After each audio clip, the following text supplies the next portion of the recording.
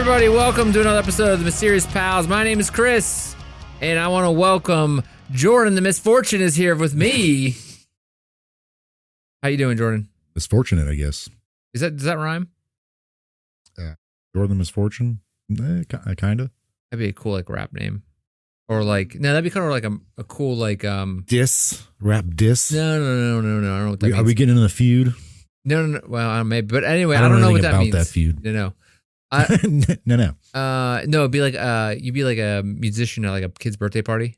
Why would it be a musician at a kid's party? Like a magician, not musician. Magician. Jordan. Although it would be really funny to be like one of those like singing song like little like at kids parties, like "Where is Thumpkin? Where is Thumpkin?" and you're like playing your guitar. Yeah, that'd be sad. Yeah, but I saying Jordan Misfortune, magician. Yeah, but like you're doing like a magic, like pulling rabbit out of your head, except the rabbit's like decapitated. Parents are like, "What the hell?" You're like, "I'm really Misfortune." You really bad at it. Yeah. Anyway, I have a question before we get started, Jordan. I want to know something about shirts. Shirts. Because I was thinking about this earlier. In your drawers, you use drawers, like a dresser, drawers, dresser drawer. Yeah. Okay. When you put your shirts away, I just throw them on the ground. Okay. Never mind. You don't like put them in the drawer? Yeah. When you fold them? Yes. Okay. When you put them in the drawer, what's your layout? What do you mean? Like, do you stack them? Yeah. Do you stack them on top of each other? So I have, I could fit 2. Are they 3 folds or just 2 folds? I do 2 folds. Wait, I'm trying to think. 2 folds? Yeah. Like, so they're like longer but thinner? Yeah, Okay. yeah. So I've never done my own laundry. I don't know how to do it. My mom did it till I moved in with my current wife, and now she does it and she hates it. Anyway, so wait, is this you being upset the way your fold your laundry and put away for you? Well, okay, so recently the laundry that you don't do. Yeah. So recently, I've been getting really upset because my t-shirts are always like wrinkled, like in the chest and belly region. You know what I'm saying? Wait, they're wrinkled in your belly region? Okay. Like they're just wrinkled. And so here's the thing though. I'd say the stuff they put in my dresser: socks, underwear, and I have pajama t-shirts that my shirts actually wear out. I hang up. So those are all hung up. So insane. Yeah. I don't care if my pajama shirts are wrinkled or not. Well, we got a problem here, buddy. What do you hang up in? So do you have a closet? I assume, right? Yeah. What's hung up in there? My work stuff. Okay. Work pants and like dress shirts. Okay. Yeah, I don't really. I mean, I used to hang up my shirts when I was in high school because I didn't like when they got shrunked. But now I like when stuff gets shrunked. I don't like shirts that are like stretched. So I don't like when they hang on there. They hang. Do you dry them? I'll dry my pajama t-shirts. I dry everything. My other stuff, I hang up to dry my other stuff. I have all my stuff dried. So you don't do anything.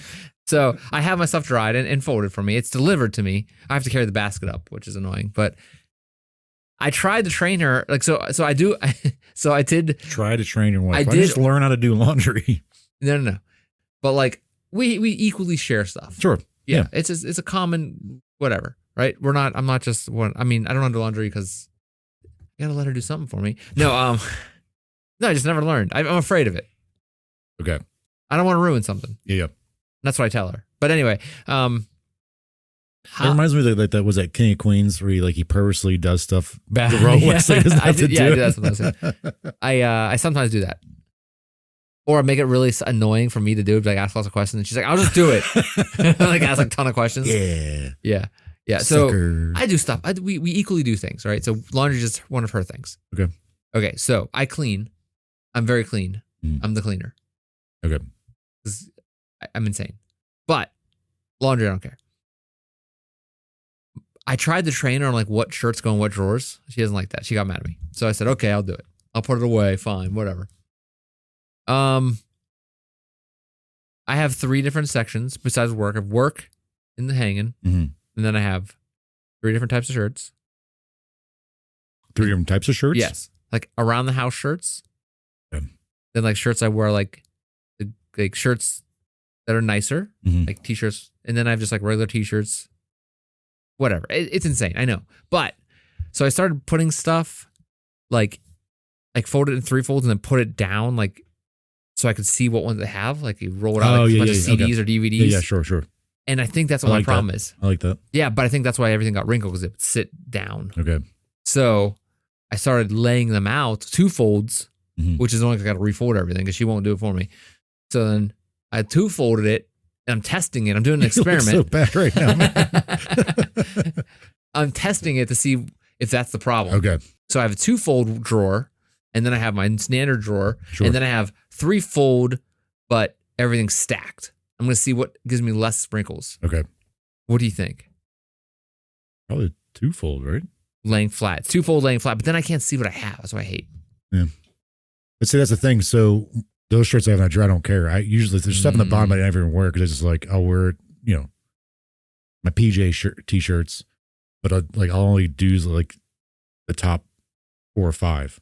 Yeah. There's all those other ones underneath there that I'm sure they're probably like creased really bad. Yeah. But I'll use those if, for whatever. Yeah, clothes are a hell of a thing. Yeah, I also have like holes in some of my clothes that I don't, and she throws them away and I get mad at her. So like some of my boxes I really like that I don't want her to throw away that have holes in them, I put them in the pockets of my pants so when she washes them, they get washed. And she's like, I gotta hide them. It's like a cat and mouse game in my house. I keep it interesting. I keep it interesting. Yeah, you gotta keep it interesting in there. Keep them on my toes. Yeah, keep them on our toes. Anyway, speaking of keeping on your toes, we're gonna hand into a different direction. We're gonna go a little back in time. Okay. But first, before we do that, I'm gonna start with this quote from a movie. And I want to see if you know what the movie is. You probably won't because it's kind of a weird movie. But Jupiter Rising or no, what? not Jupiter Ascending. Yeah, but this is so the person who is speaking this line, who plays this character in the movie, is quite well known, national treasure, if you will, a national treasure to once you find out, be like, oh yeah, definitely. So anyway, here I'm going to say the quote. Mm-hmm.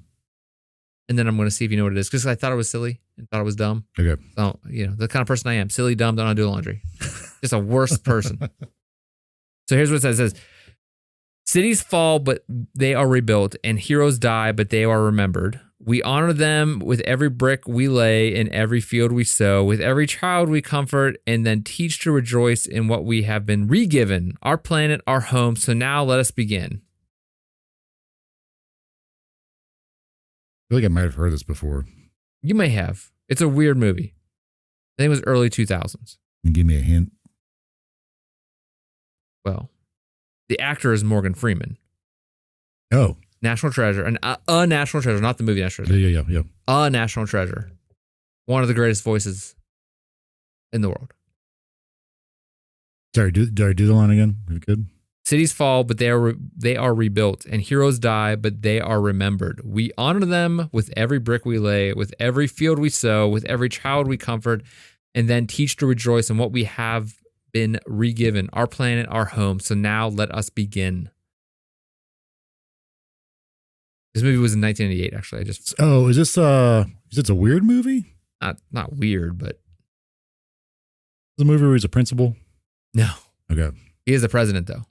Oh, is this aren't there it's like a series of movies where No. Just one. 2 of them came out like competing movies this time. Oh, it's we've talked about this movie. It's not Armageddon, Deep Impact. Yes. Yeah. Wow. Holy crap. Yes, it is Deep. It's President Beck from Deep Impact, Morgan Freeman, 1998. So that also leads me to my next question. If you knew a meteor was heading towards Earth, let's say you find out tomorrow meteor's heading towards Earth. We get 3 months. It's known to be hitting in the ocean, just like in Deep Impact. What would you do? Like, We'll survive. Well, we'll survive. We'll survive because it's going to hit the ocean. Water's going to get real. It's going to mess up the oceans maybe a little bit, but it's going to hit the ocean, just like in Deep Impact. Hit the ocean. But it killed a bunch of people. Well, we might be farther than Finland and we'd be fine. Well, you have 3 months. You can go to the middle of the country and be fine. Yeah. If we're not already in the middle of the country. Yeah. We're asking what would I do? What would you do? Would you be like, it's cool, 3 months, whatever? Oh, man. There's a movie on Netflix.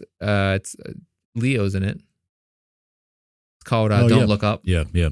And it was kind of like going off this premise, like people don't believe it. I never actually watched it. I saw the commercial and I was like, oh, that's cool. Or the preview. But what would you do? Would you just hang out and be like, yeah, it'd be fine. Figure it out. Shoot some nukes at it. It'll be all right. We'll figure it out.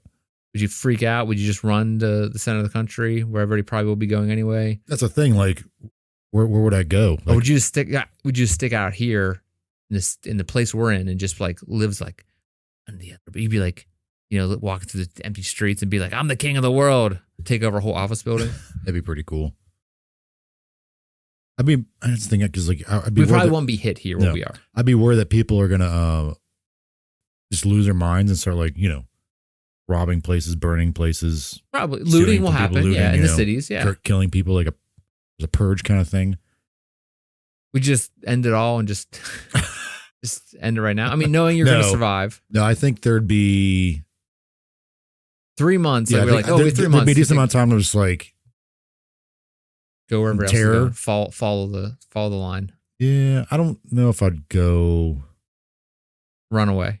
I think I'd just like hope that like someone will figure You'd it out. You'd be fine. So you wouldn't do anything. You'd be like, I'd probably like just eat whatever I wanted, buy a bunch of food, drink whatever I wanted. Just try to ride it out. Yeah. I think a lot of people be like that, like where we live. Yeah. I'd imagine people will be coming to us, but also heading past us. Yeah. Right. Because they say it's going to hit the ocean. Maybe my biggest concern would be like how many have food for the next 3 months. Well, also look like happened during COVID. Like we can have people just ran out of toilet paper and cleaning supplies and like so there's like I run through Walmart and drop kick nanas in the face for their just run the hell out of there. Yeah. I think you got to realize like 3 months until it hits, but that doesn't say what's going to happen. Oh yeah. Like it throw a bunch of stuff in the air, nothing grows for years, that type of thing. But I imagine like a nuclear winter kind of thing. Yeah.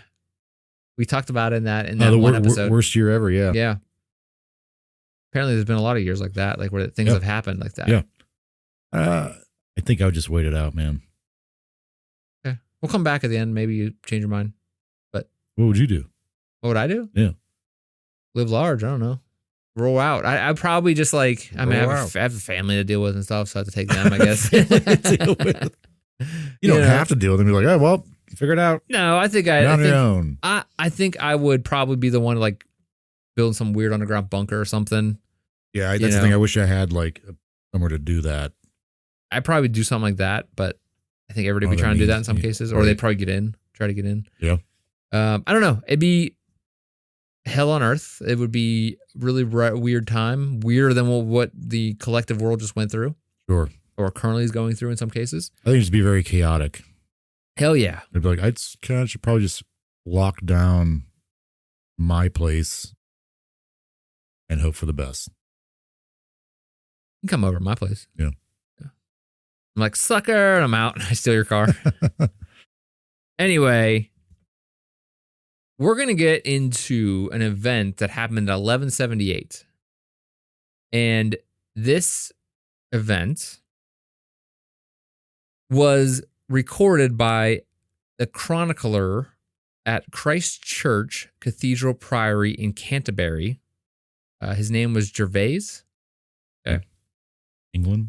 This is southeast England. That's Canterbury Cathedral, or the Christ Church Cathedral Priory in Canterbury. Where they make the eggs. Yeah. Wait, what? Is that what the egg, or like the lion wearing in the commercial? Yeah, yeah. I can't eat those, but I think they're good. Yeah, they're weird, but I like them. It's what they have the bunny making that weird sound. Mm-hmm. The bunnies make sounds. I never had a bunny. It seemed boring. I mean, I think they're cute. Like they're fine. I'm not gonna murder a bunny. I feel like that makes some kind of sense. We talked about birds in the last episode. Yeah, I'll punch a bird in the face, but bunnies are cute. They're cool. Yeah, no problem with those guys. I'm sure that makes some kind of noise. If they do, I haven't heard it though. Or it's like the noise you don't want to hear. Like they make like really horrible. Yeah, like oh god, screeching sounds. That's why people don't use these as pets. Anyway, okay, so June 18th, 1178, 5 monks from the monastery witnessed a strange lunar event. 5 monks. This is just one guy, but also 1178. Well, the guy that chronicled it was one person. Yeah, and we're going to go on who he was, and he's pretty well known. Anyway, his records claimed to have seen the upper horn of the moon suddenly split in two. This is 1178. Upper horn of the moon? What does that mean? Like the moon's like a, from what I understand, it is a half moon, like the like crescent. The crescent. Yeah, and it's like, cut in half. Okay. Going back. Upper horn of the moon is suddenly split in two, seen by 5 monks. Though little was known about Gervase himself, beyond his role at the monastery, his account is considered reliable due to his position within the order. So he was in the order of these monks. He was pretty well held up as like, yes, you can believe him. What he's doing is probably pretty reasonable or reliable. Sorry. So this wasn't just an eclipse? Wait. And we'll get into what they actually saw from the account. The monks reported seeing the moon split as if a flaming torch sprang up, spewing out fire, hot coals, and sparks. This phenomenon was said to persist, with the moon's appearance fluctuating as if it were wounding itself. Yeah. Okay. So the monks described the moon as having a black line forming across it, which subsequently divided, giving the impression the moon had split into 2 distinct parts. This event was noted to have lasted for a considerable duration before the moon returned to its normal appearance. What do you think caused this event before I move on? Because I'm going to actually go into exactly what he wrote in the chronicle. Do these monks have leprosy? They lose their minds right now? All accounts are just normal guys. I have no normal idea monks. What they could possibly be. So yeah, it was spewing. It looked like it was spewing. And I'll go into what exactly say. A flaming torch sprang up, spewing out fire, hot coals, and sparks. They're outside looking at the moon. It sounds like they're seeing a volcano, but like on the moon. Yeah, right. That's great question.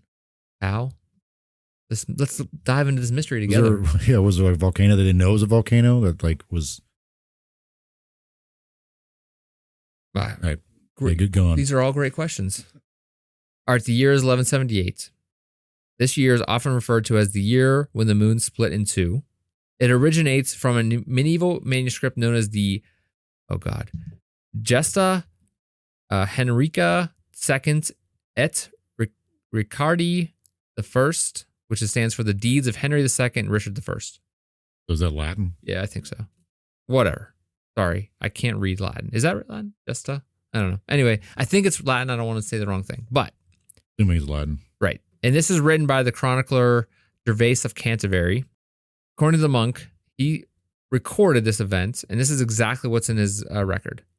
From the midpoint of the division, a flaming torch sprang up, spewing out over a considerable distance. Fire, hot coals, and sparks.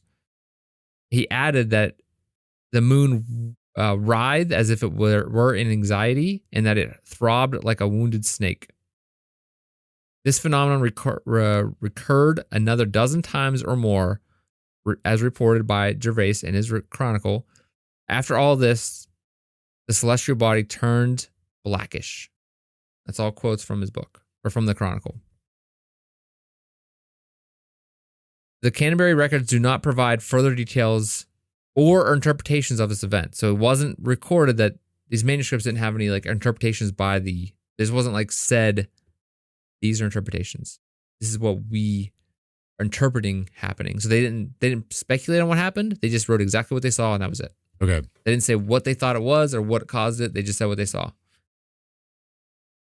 This singular account has puzzled astronomers and scientists, leading to several theories about the cause. So this has like actually been researched for years, and there's some really good research. Two very clear, like very prominent ones that were recent, like as it recently happened. Recently, like research, recently came out with like the research. So 70s was like one in the 1970s, and there was another one like 2010, I think it was. Gotcha. The guy was like, "That guy's wrong." But anyway. So we're going to go to the historical context of this event and the monks and things like that. During this time, the monks, including Gervase, lived through a tumultuous period. Thomas Becket, the Archbishop of Canterbury, and a noted advisory of King Henry II, was martyred in Christ Church just 8 years before the lunar event. Gervase, who witnessed the chronicle and chronicled Becket's assassination, was known for meticulously recording significant events of the time. So this guy was just really well known as being a good chronicler. Okay. So it wasn't like it was just some guy who's first day in the job. He was like, look at this crap. It's crazy. Yeah. As he's well known to be like pretty prominent or pretty well reliable. His detailed entry in the moon's explosion adds to his comprehensive documentation of this era. In the medieval period, celestial events were often imbued with a religious or supernatural significance, potentially influencing the monks' interpretation of what they saw. There was one time whenever they saw stuff like the eclipse and stuff, and they were like interpreting it as something else. Yeah, yeah. Because this is in human history, this is what was going on. This would have been considered a religious event if seen more worldwide or even in the town surrounding Canterbury Abbey. Right. But they didn't have an interpretation in the record. It was just exactly what happened on that date. So no one else mentions this thing? No. And these 5 monks. This one chronicle, like this one. Yes. Okay. Chronicle seen by 5 monks who are chroniclers having seen it. Also, you notice, like I said, there's no interpretations. They didn't say God did this or this happened because of this. Right. They just said, here's exactly what happened. Okay. They didn't say it was God was mad, so he did this. Yeah, yeah. There was nothing like that. However, the issue is there's lack of other contemporary accounts of the events during this time. So there's like nothing else recorded in any other towns or around the world, which further complicates that makes it suspicious. the information. Medieval records are often incomplete, and in the absence of additional reports does not conclusively disprove the event, however. The researchers are saying like, this is one event, different from all his other recordings, other though he's really reliable. He records stuff exactly as he sees it. Sometimes he interprets it, sometimes he doesn't. But all of his other stuff is actually really well documented and like says what happened. Many observations and records might have existed, but failed to survive for centuries. So this is 1178. You have to consider, while there's no other records of this event in historical record, doesn't mean that it didn't exist. It just means it never survived. Okay. So it could have been like, the entire town saw it, but who wrote it down? Right. Maybe most of them didn't even know how to write. Someone else somewhere, else in Europe or somewhere else in the world, maybe. That was never mentioned that people know of. Good question, because there is another story about this in an unlikely place we'll go over. Despite the various theories, the true nature of the monks saw on June 18th, 1178 remains a mystery. The event straddles the line between scientific and historical enigma because it's recorded as a scientific event in that they are very clear on what they saw without interpreting it, which is important. But it's only recorded by 5 guys, or one guy records it of 5 guys happening, 5 things happening. Future lunar explorations may provide more clues, but for now, Gervase's account remains an intriguing piece of history. People would say, like, we can actually solve this when we start exploring cosmos. Mm-hmm. So as like people were looking at this through the ages, they were like, how can we actually figure out this is true? Right. And eventually they were like, oh wait, we're going to be going to space. Maybe we can look into this.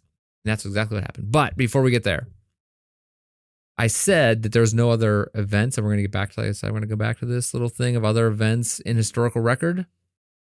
There was one such event. It was called the splitting of the moon, and it's in the Islamic tradition. Okay. It's mentioned in the Quran. The splitting of the moon is a significant miracle attributed to the Islamic prophet Muhammad. The event primarily derived from the verses in the Quran and supported by various Islamic traditions. And what they say is, in 54, verse 1, the hour has come near and the moon has split in 2. Verse 2, it says, and if they see a sign to turn away and say passing magic. According to Islamic tradition, these verses were revealed in response to a specific event where the people of Mecca demanded a sign from Muhammad to prove his prophethood. Oh. Yeah. To fulfill this request, the prophet is said to have performed the miracle of splitting the moon in 2. Yeah, that's right. Yes. So, although there's a lot of similarities to like the 2 events, you're like, oh, that sounds like they're the exact same thing. Right, yeah. Like one of the other times it's ever mentioned. Right, but you notice what year the first part happened. 1178. Yeah. So this would have been what?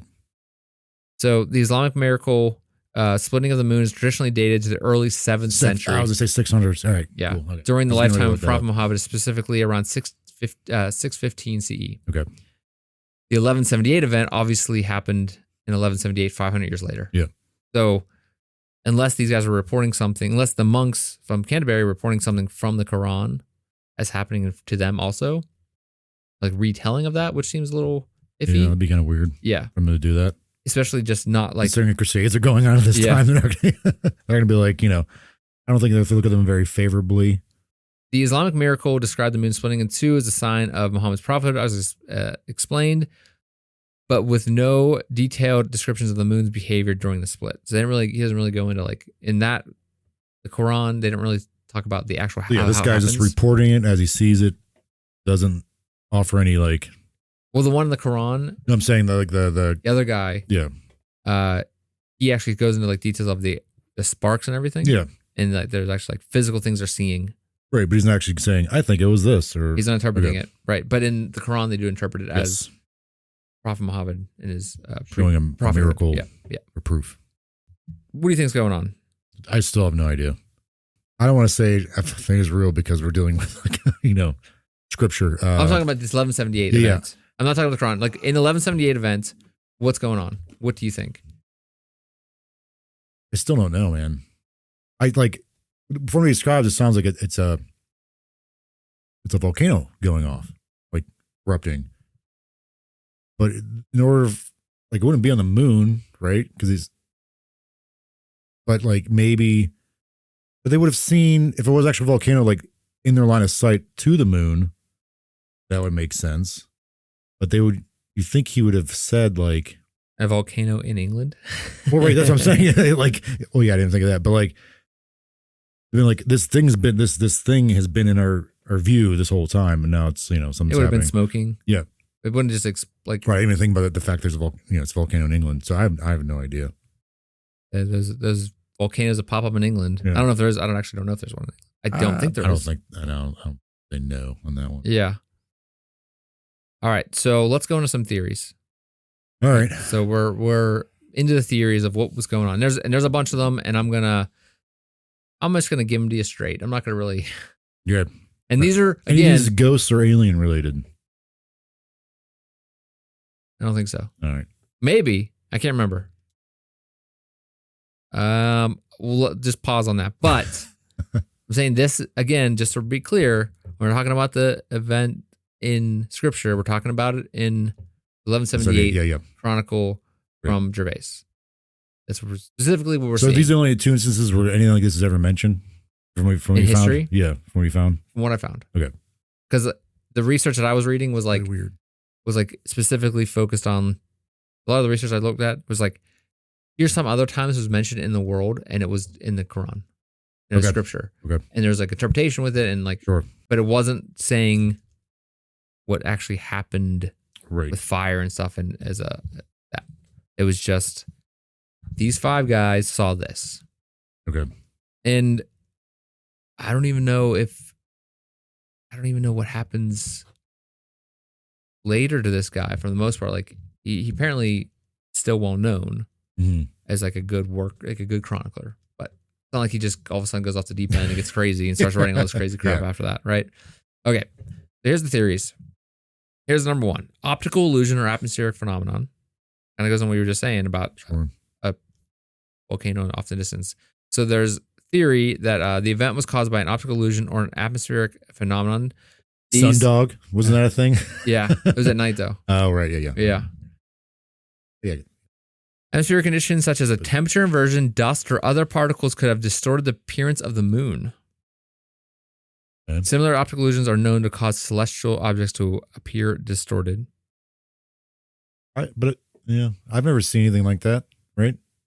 I don't know. How often do you look at the moon? Oh, it's out there sometimes. I can see it. I'm like, is there a volcano up there? Is it a volcano? Yeah. So, however, obviously, these descriptions provided by the monks seem to be specific in that they're too specific for this typical optical illusion. So, like, there would have been details that like pointed out like, oh, that's optical illusion. Okay. Is it very specific on fiery spewing and stuff? So again, this was, you said 1178. Correct. I just want to see, come back on a previous episode we did. Worst year ever? Yeah, just because like I don't think that was one of them they had. Well, but also they didn't chronicle anything happening in the world after this. Yeah, which is It's really, just this event, really weird. and then moves on. Right. There was no other event, like there's storms or anything, or like a year without the sun. Like it was just this event. Okay. That's why people think like this happened on the moon, because if it would have been on Earth, we would have had some kind of. They'd been like, oh look, there would have been evidence of it. A winter after that was really bad or whatever. Yeah. We didn't see the sun for a year. Yeah. Another theory is a lunar volcano or outgassing. Has that happened before? I mean, there were volcanoes on the moon, but that was like 60 million years ago. Yeah. Like there was dinosaurs walking around when there's volcanoes on the moon, apparently. What people say. So the theory is that lunar volcanism or volcanism or outgassing events on the moon's surface might have caused visible disturbances. The moon could have experienced volcanic activity or release of gas, creating a transient visual effect. So while the moon is largely geologically inactive, outgassing events have been recorded. Okay. So just like a bunch of gas was stuck on the ground, eventually something moved in the right direction. It was like, poof. But it doesn't mean that it caught them. It was fire spewing. Yeah. There was no direct evidence, however, or significant lunar volcanic activity during this period based on geological records. How would they know that though? It was on the moon. I think there's two ways. Maybe other people didn't notice. Other people in the world didn't write it down, and also when they went to the moon, they took a bunch of stuff and like looked at it. But there's a really good picture, which I'll go into, of something that looks like, and it's okay. So I'll go into this other thing later, but it's really cool because it lines up with this story and the story in the Quran. Okay. Which is really awesome. Just the way that it happened to be taken a picture of on the moon. Sorry, this is going to be a real dumb question. Have we ever been on the dark side of the moon? I want to say yes. Like probes and stuff like that, but like. Well, yes, because they go around the dark side of the moon whenever they're orbiting it before they land and take off. Okay. Right. So because there's a time whenever they go around, they go around the dark side of the moon and they lose communication and so they come back. But have we actually been up there and taken samples on the dark side of it? China was there recently and is still there doing that. So like the only thing I could think of, I know we're taking samples from the moon, but like have we taken samples from the dark side of the moon? Maybe these guys saw like the last big volcanic eruption from the dark side of the moon. But the reason it's dark side of the moon, they wouldn't be able to see it then. You can't see it. Yeah. Well, I mean, there's no dumb questions, just dumb people, Jordan. Was that Holland? Cut that out. Yeah. Okay. I don't do this. Is making me very upset. I don't understand. You're getting stressed out. Yeah, I don't. I thought usually, like at least when you ask me this stuff, like I think of something like, oh, was this? Like I have no idea what this would have been. One other theory is a geophysical phenomenon on Earth, like earthquake lights. Earthquake lights? Yeah, we talk about this in a future episode, but they're so seismic activity can sometimes produce luminous phenomena in the sky. So we talk about this in a future episode? We may. Okay, all right. I'm saying we could. Okay. So I don't think it's really a mystery though, because I think scientists kind of figured it out that during right before an earthquake, lights like a lighted thing can kind of happen right before it. And it gives it like the idea that it's like an aura kind of thing, or kind of. Wait, this is real science saying this. Okay, I think it's kind of in the realm of like, nah, it's not real. But then scientists are like, oh wait, no, it actually is real. It's like kind of the thing of all scientific discoveries seem insane until someone's like, hey, it actually is real. Like, what's that saying? All technology looks like magic to people that aren't like of the time. Oh, I mean, okay, yeah. Yeah, right. So like people think like, oh, that's magic, but it's really, no, it's just technology. Yeah. Like if you take a computer to give to someone 100 years ago, they would crap their pants. Yeah. Like it, was it, I makes you think of like if someone came in the future and showed me something, how I would react. I feel like I'd probably have a heart attack. Me personally, or I'd probably just I'd probably go insane actually. Someone just well, it depends on what it is. Well, sure, yeah. If it's like a thing that like takes your eyeballs out and puts new eyes. We're gonna fix that for you, buddy. Then yeah, you probably go insane. Yeah.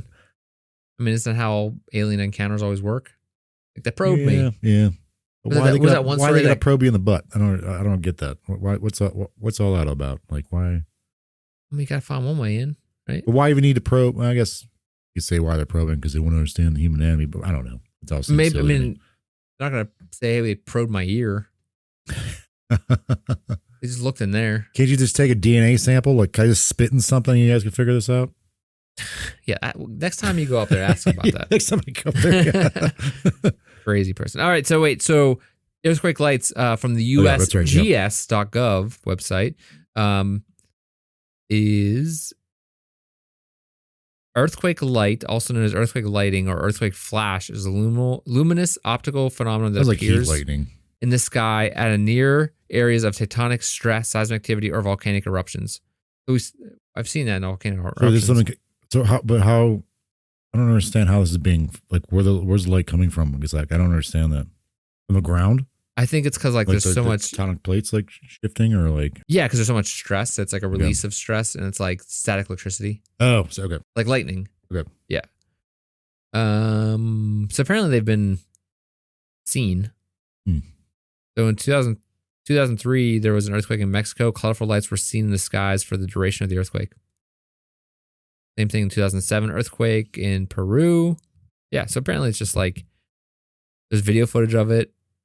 It's aliens causing. So in 2016, there was a video in New Zealand that shows blue flashes like lightning were seen in the sky during an earthquake. All right.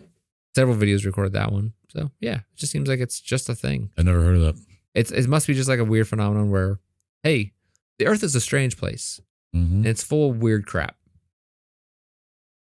So one of the phenomena could be considered, or part of it could have been the earthquake lights. If there was an earthquake near Canterbury on the date, it could have produced lights that monks interpreted as coming from the moon. But they probably would also reported the earthquake. Yeah, when they felt that.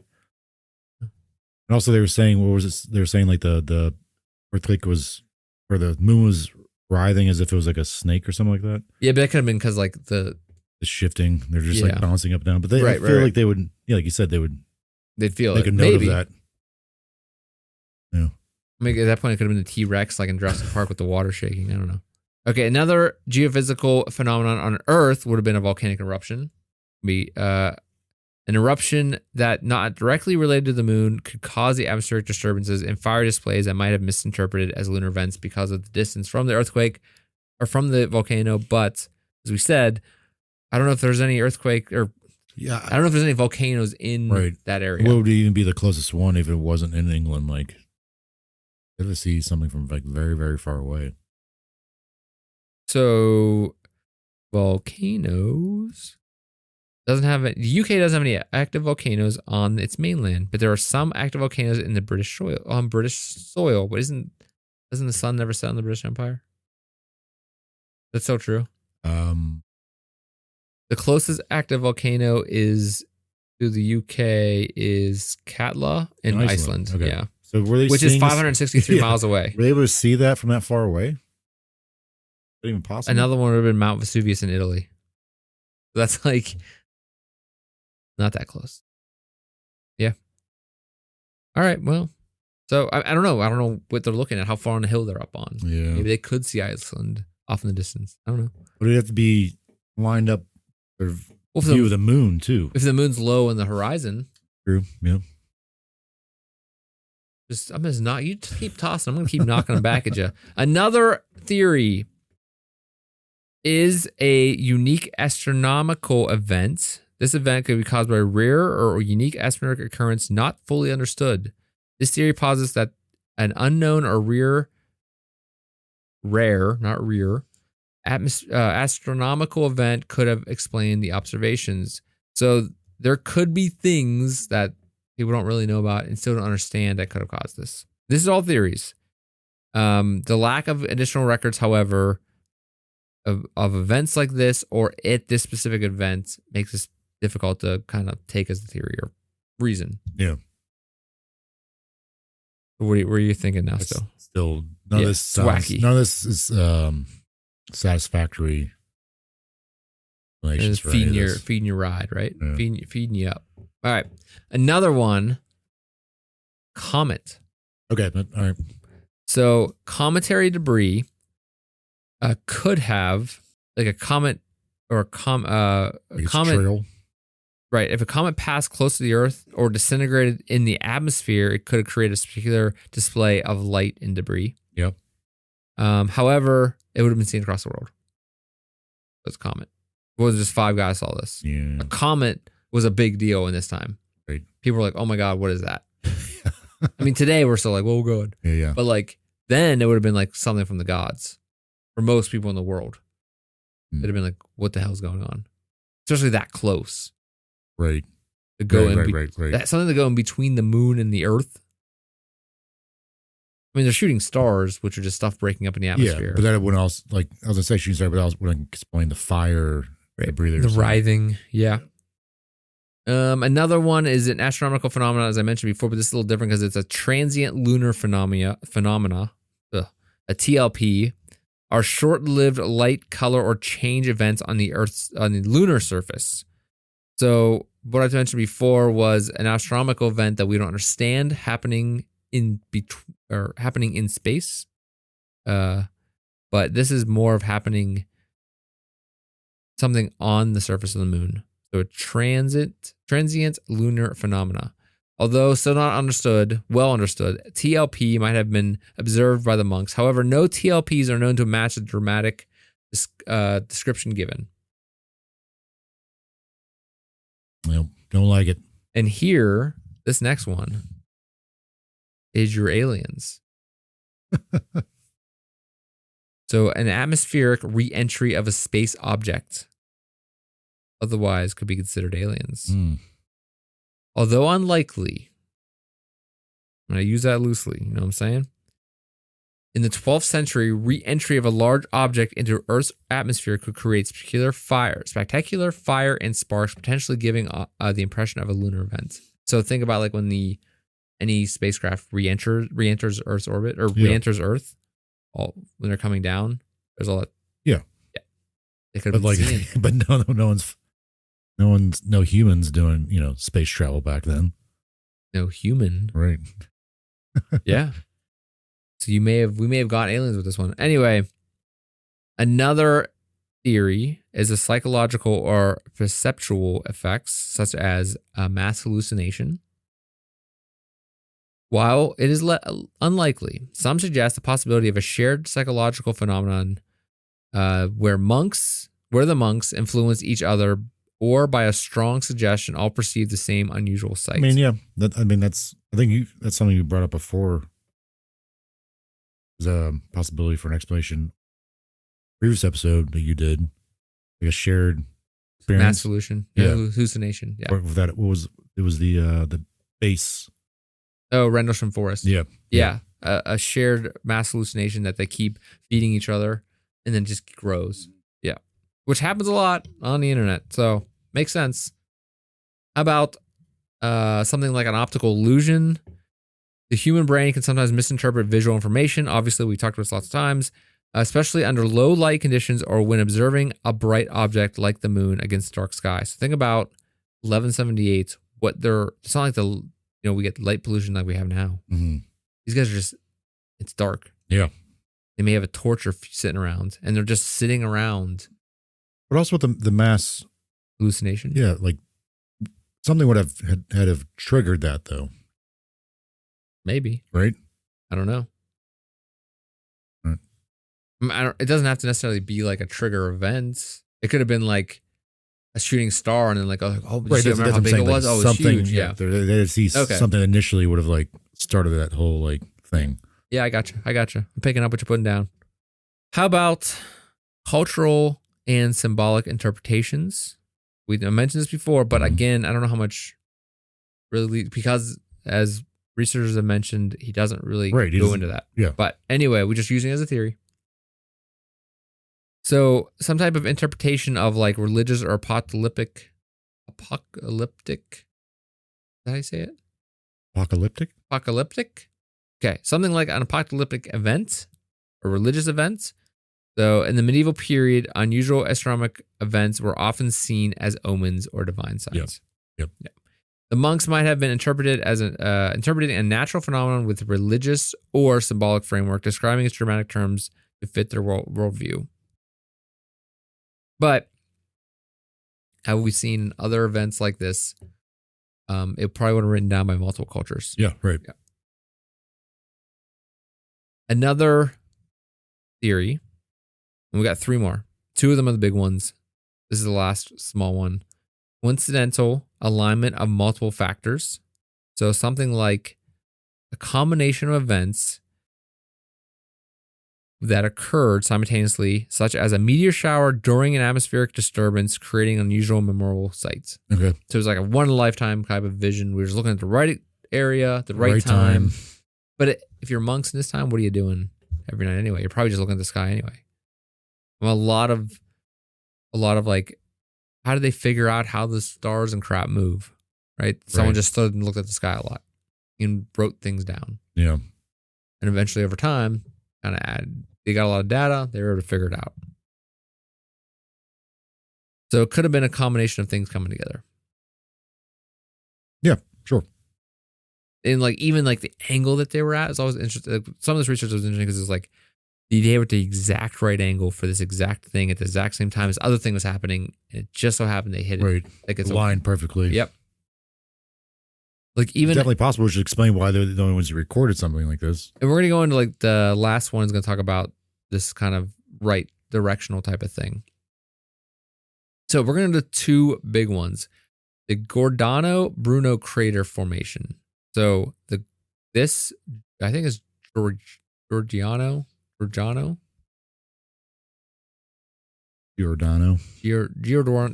Sorry, Bruno crater formation. Pizza. What was that? Giordano's pizza. Is that the one that you put in the oven? No. Oh, like Tombstone? Wait, yeah. There's that one frozen pizza, but I mean, Giordano is a pizza chain in Chicagoland. Chicagoland. Okay. So this crater, I'm going to show you a picture of it. I want you to see these lines right here. See these lines right here? Jabba. Yeah, see that line right there? So, okay, Jack B. Hartung, 1976. So he was a geologist. Hartung? Jack B. Hartung. Proposed that the monks had witnessed a massive meteor impact on the moon. Oh, imagine seeing something like that. Yeah. It'd be wild. He suggested that this impact caused molten matter to rise and extrude onto the surface, leaving a visible mark. Hartung identified the Giordano Bruno crater as a likely result of this event. The crater is relatively young, evidenced by distinct rays of dust or ejecta radiating from it, a characteristic of recent impacts. And I'll put a picture up on the screen because this kind of crater does have looks like something hit it and like stuff spewed out from the center of it. And it's interesting because when you look at it, and when they took the pictures from the Apollo 11 mission and when they found this, they also went back to the Quran and said that's where Muhammad broke it apart. That's the scar of it. Okay. So that's kind of interesting how people saw this and was like, oh my God, it looks so much like the stories. Yeah. And this is like the spaceship actually seeing it, so much longer, so much later.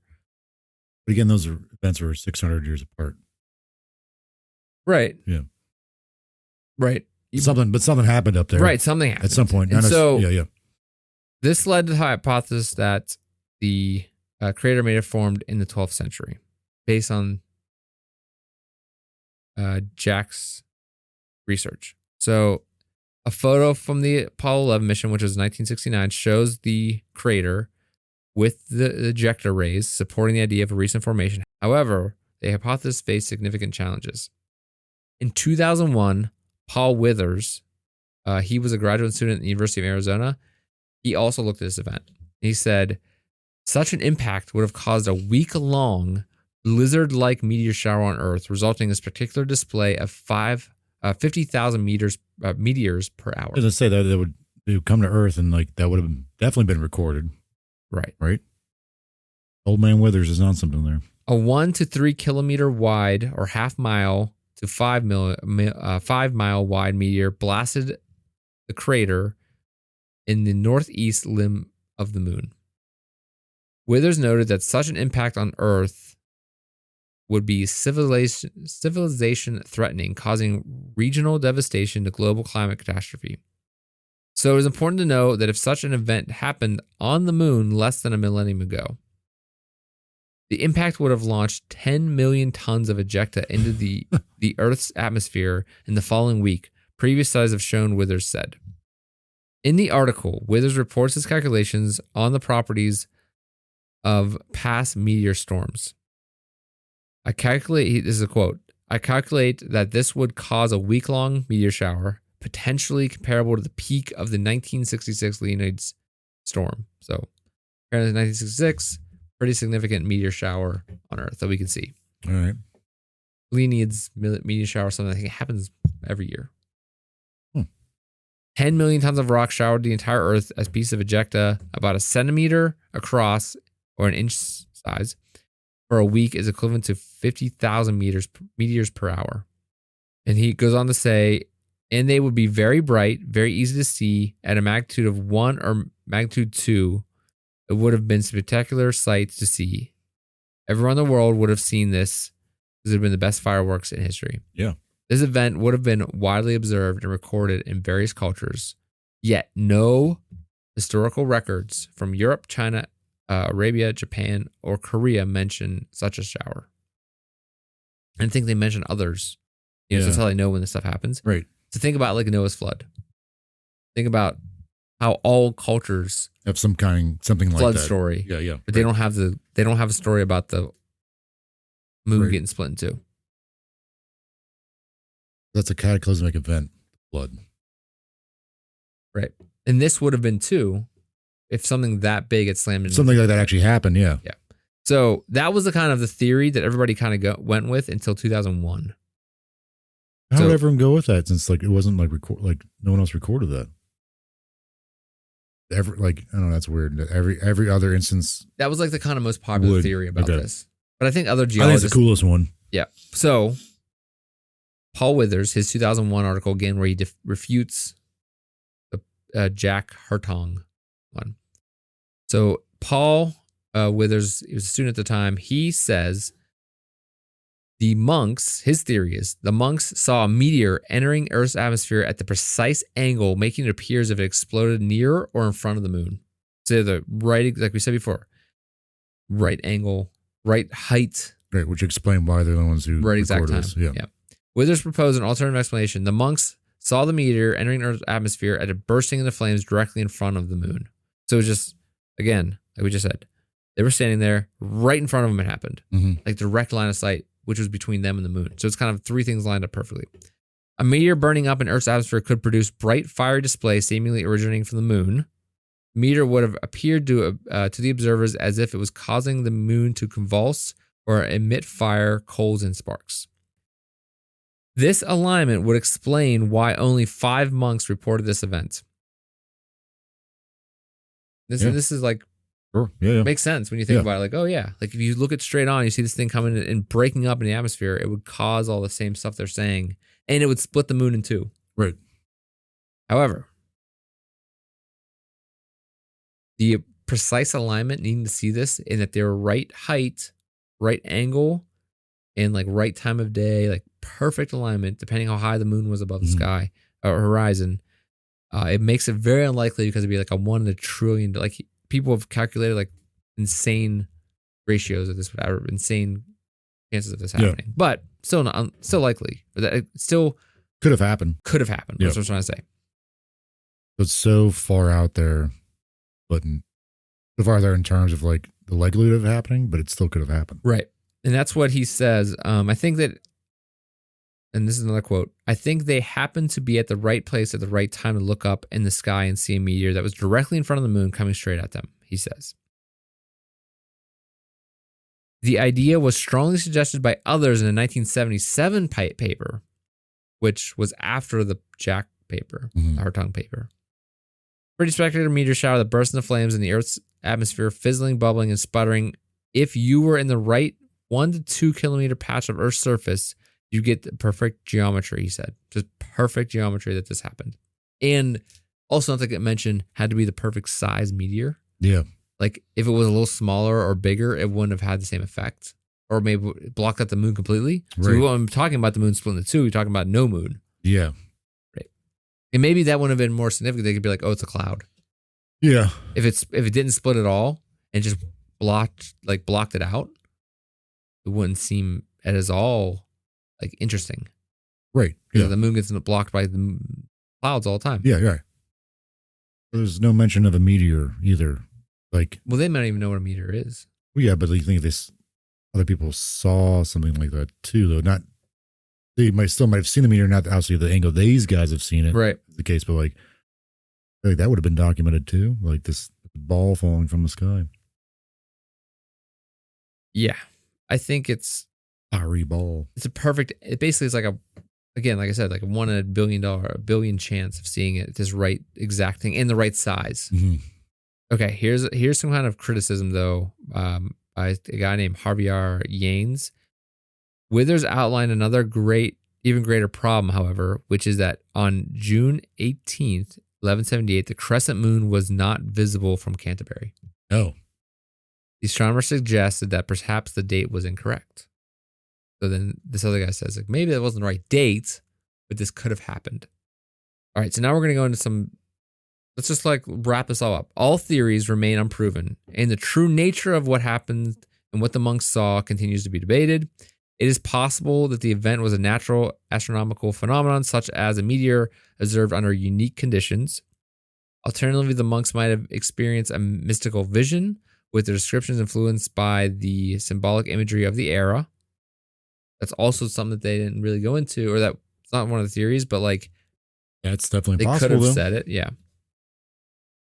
Gervase account focuses on the factual details provided by the monks without delving into the interpretations or speculations about the event's significance, which is an important role because that's why people think it happened. Yeah. But maybe this event happened around the world. It just was interpreted in religious sense or some other interpretations. Right. And it was recorded as the interpretation rather than the actual event. In 2002, the historian of astronomer Peter Knockolds went further by suggesting that the Gervase story could be a complete fantasy. Peter Knuckles is his name? Knockolds, Oh. N-O, here. No. Yeah. Knuckles. The monk, Peter argued, had the habit of associating strange celestial apparitions to the Christian victories in the Crusades. The vision of a half moon breaking in two could merely be a propagandistic symbol Well, yeah, the crescent about moon the was- triumph yeah, yeah. of the Crusaders against Islam. Here goes back to like, Right. But this guy's supposed to be like a reliable. but maybe I mean, he there are snuck that monks- in there as an interpretation that he's saying was real because that was something he wanted to put in his propaganda. And that future peoples may understand or not understand. Maybe people 100 years from then understood it as that, but we understand it as something different. Mm. So, what do you That's think? disappointing. That's all it was. Well, but it's probably more likely. I mean, what's more likely? Well, yeah, obviously that's more likely. Was to be it- like a propaganda kind of thing? But Was there a they great? also weren't very successful at all during the Crusades. Maybe, and that's what I'm after saying. the Maybe first one. maybe that's it. Okay, so the Paul Withers article was on NASA.gov. Okay. So that it's not like it's some hokey thing that people don't really believe. But so his research was pretty well documented, and that someone like that on a website like NASA.gov talking about this event, Great. pretty significant. Sure. And that people take it seriously. I'm trying to find that picture. There's a really good picture of that. I want to get your live reaction here. I have no idea what after like that last thing, I think it is probably some kind of propaganda. Like they just saw a meteor and like, oh, this would be a good opportunity to be like, hey, to fit that in there. yeah. Especially the fact that the moon was a crescent moon that night, but then didn't they find out that there was an actual crescent moon that night? Is that what you're saying? Yeah, there was research that's like if you go back and do like the cycles of the moon, you're like, oh, that really wasn't a crescent moon that night, but maybe it wasn't. Maybe it was like the real small one. Right. So I don't know. Like I don't really follow that up that much because it was getting pretty deep. But see this right here. This is what they're saying was like the strike. Yeah. Like struck there, and like that's all like yeah. But also you could see the slice of where Muhammad could have split it too. Right. That's what people interpreted based on. It's called. Is this the name of the website or is that the name of the spot? That's the website. Okay. That's there's a bunch of them. What's that area called? What do you mean? Whatever that crater's called. It's the Giordano crater. Okay. Like these websites now give you like the time it takes to read it. That's kind of interesting. Yeah. Like, how do you know? Yeah. I guess an average. What do you know? Giordano Bruno crater. That's right. So I'm trying to look for the exact. There's a really good picture of. Yeah, like that's like a different angle, but you could see. That's what people look at it like, oh, that was caused by this. That's where the story comes from, or whatever. But like you said, when you go back to the calculations of doing the science, like if something hit it that caused that much ejecta at that time, we would have seen fiery rain. Yeah. Yes. And if that and rain and fire, if that meteor would have hit Earth, it would have been civilization ending, or like devastating. So what did these monks, see? At first, it sounded like they just saw a volcano. The way he described it, but like again, been over this, UK, there are no volcanoes, right? Yeah, Iceland's the closest one. Yeah, which is possible, but maybe I don't know. Would it be possible to see that? It's always possible, depending. I don't know. Depending how well you see, maybe. I don't know. Like visibility, that would have. It's a couple hundred miles. It's probably not. Yeah. So near the end of it, I was like, oh, it probably was one of those. They're on the right, either at the right angle of it, so the right time of day or night. Just saw a meteor passing by, but then again, the whole symbolism thing, religious symbolism thing, I think it's most likely that. Fortunately, because that's the least cool. One's lame. That explanation is lame. What? The religious symbolism thing. Oh yeah. The propaganda. Oh yeah, I agree. Like that's I don't like that. It's not as fun. No, I want to see these I want to see someone bringing down with his power of his, brought it down. I want to see. I think the most interesting story was the one from the Quran where you have that ripping sure. them room. Yes. That's awesome. Just like, there you go. Story. I did it. Awesome. It was the imagery was awesome. Yes. Yeah. So what else? What do you think? What do you think can happen? You had to say meteor to your head, like meteor's gonna come hit you in the brain. Meteor to your head. Yeah. What do you think these guys saw? I think they just saw a meteor, then saw that as a way to kind of push their own religious rhetoric or symbolism. Even though there was no symbolism in the parent symbolism, there was no parent interpretation. Well, they're saying the moon was crescent, and the crescent moon's kind of right. When you look at it from that lens, during the Crusades, right? Well, crescent versus the cross kind of thing. Cross versus. I wouldn't put the past. I don't know these monks. I never heard of these guys, but I wouldn't put. I don't know these guys. I don't know these guys, but I wouldn't put them past them, like putting that kind of symbolism into something they did actually see. I'm like, hey, we could kind of spin this our way in our favor. What's going on with the Crusades? I mean, I guess the research is out there. I could probably go back and look. But like, was this guy known to do that? That's what I'm saying. Like, could you go back and look through his other writings and be like, oh, there's other propaganda in there, which I'm sure there is in some ways, but like, I'm guessing to even come up with that theory, you had to like look through his past writings, which they did say he did. Okay. He puts, let me see what his exact words were. So 2002, the historian of astronomy Peter Knockolds went further by suggesting that the Gervase story could be complete fantasy. The monk, he argued, had the habit of associating strange celestial apparitions with Christian victories in the Crusades. But this is a very specific thing of like, this is what we saw. That's it. It wasn't like, and the winners win or whatever. Like, I'm wondering if it's almost like he was like crescent moon is writhing in pain, meaning like something bad or significant is going to happen to like the Muslims during the Crusades. There's a fire, so you know. He also says like the most likely thing from the midpoint, the least cool thing of all these possibilities. So it says from the midpoint of the division of a flaming torch sprang up, spewing out over a considerable distance, the fire, hot coals, and sparks. The moon writhed as if it was in anxiety, in that it throbbed like a wounded snake. Wounded snake? All right. The phenomenon occurred another dozen times or more, the witnesses reported. After all this, the celestial body turned blackish. That's right. I forgot about that part. It turned blackish. That's weird. So, what I think is that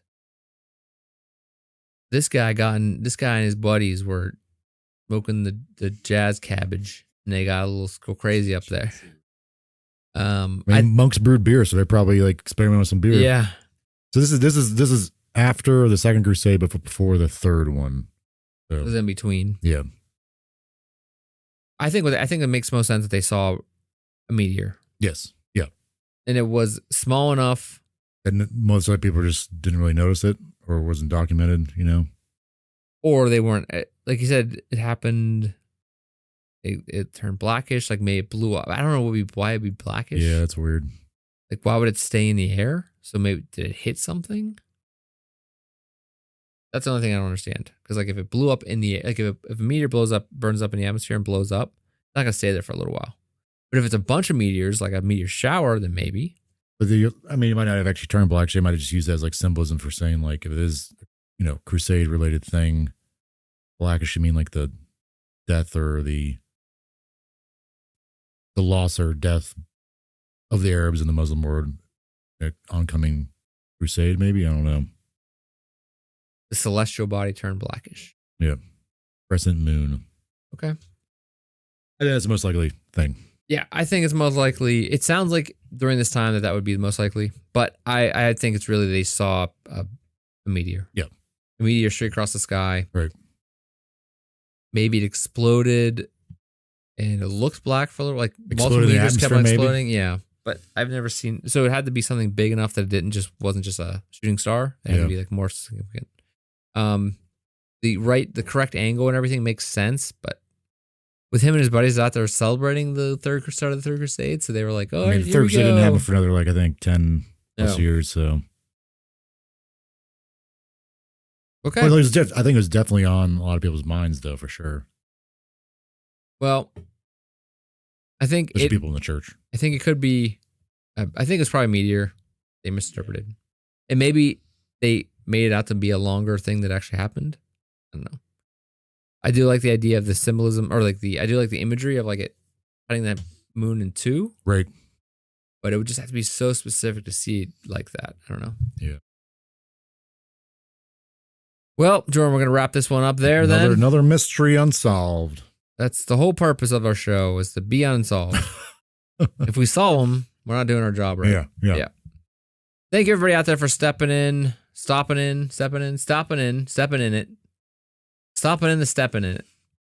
You stepped in this show. We have social media. If you look down the show notes, we have Facebook, Instagram, Twitter. If you want to reach out to us, Threads, just connect with us, talk to us, leave us comments, send us messages. You can email us at mysteriouspausonline@gmail.com. You can go to our website at mysteriouspaus.com for all of the links for all this stuff and all of the research, which is also in the show notes. If you want to see that, where we got our data, information, that type of stuff. And please stay tuned next week for another episode. You can always subscribe or follow us on any podcast platform or YouTube's podcast thing, the audio thing they have now instead of Google Music or whatever they're doing over there. Yeah. Those silly little guys. Let us know also if you've ever been abducted by an alien. That'd be interesting to hear. Love to hear it. What's all the probing about? Yeah, because we did do the Rendlesham Forest episode, and I'm not saying aliens aren't real. I'd love for them to be aliens out there. I think it'd be real cool. It would be cool. Yeah. All right, Jordan. Thank you for being here. Thank you, Chris. And everybody out there, thank you again. We will see you next time. Same mysterious place, same mysterious time, same mysterious face. Ooh. We love you and good night. Bye.